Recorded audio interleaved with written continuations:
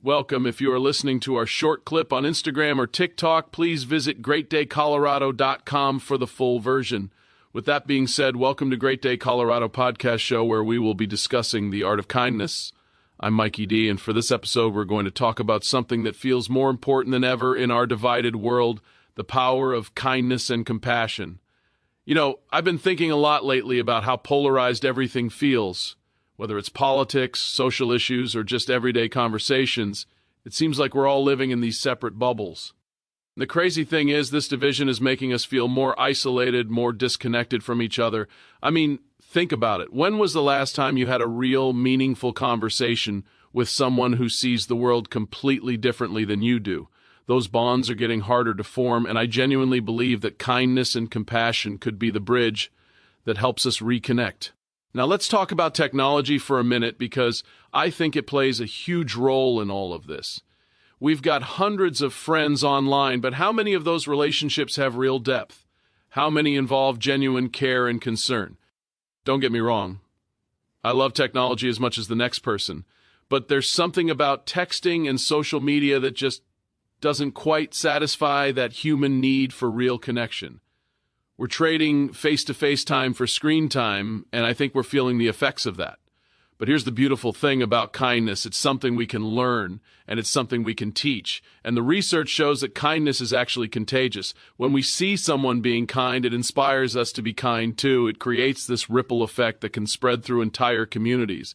This is especially true for children. Kids are like little sponges. They absorb everything we do. And when they see us being generous, being considerate, going out of our way to help others, they naturally want to be part of that. I remember when my son was around 6 years old and he saw me helping an elderly neighbor carry her groceries. The next day he asked if he could help too. That's the thing. We're instilling these values without even realizing it, just by living them. But it's not enough to just model the behavior. We need to talk about it too. We need to explain to kids why we're doing what we're doing. I'm helping Mrs. Gaines because she has trouble carrying heavy things, and it makes me feel good to be able to help her. That conversation is so important because it helps children understand the why behind the action.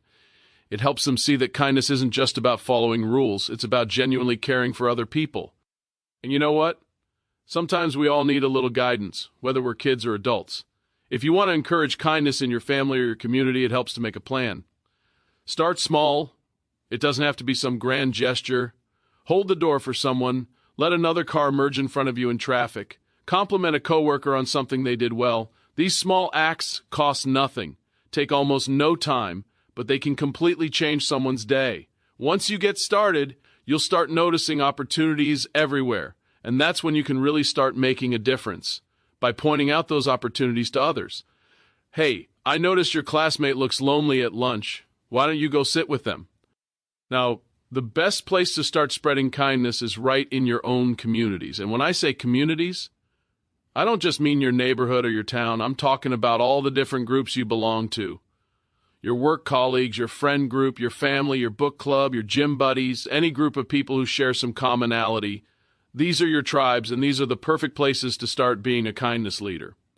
Because here's the thing about being a kindness leader. It's not about being perfect or doing huge dramatic things.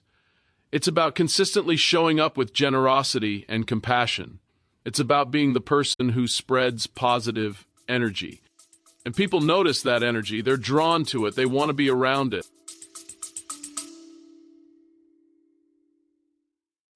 Welcome, Great Day Colorado fans.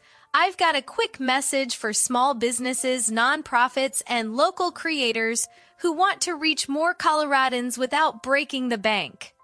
If you've ever thought about advertising on Great Day Colorado, now's the time. For a limited introductory period, we're offering a special rate, just $27 for 6 months of on-air advertising. That's right, $27 to get your message heard by our listeners across the state and around the world for half a year.